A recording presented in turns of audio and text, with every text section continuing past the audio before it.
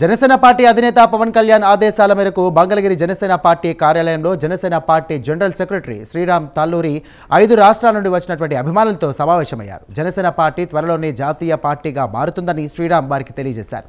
పవన్ కళ్యాణ్ మీద అభిమానంతో వారు చేస్తున్న సేవా కార్యక్రమాలను అభినందించారు. ఈ సమావేశంలో మహారాష్ట్ర నుండి నాగరాజ్ కటంకం, శ్రీనివాస్ తుమ్మ మరియు నరేంద్ర భల్లా, కర్ణాటక జనసేన అధ్యక్షుడు మురళీ గౌడ, బిసాల్, ఒడిశా, తమిళనాడు, పుదుచ్చేరి రాష్ట్రాల జనసేన అభిమానులు పాల్గొన్నారు.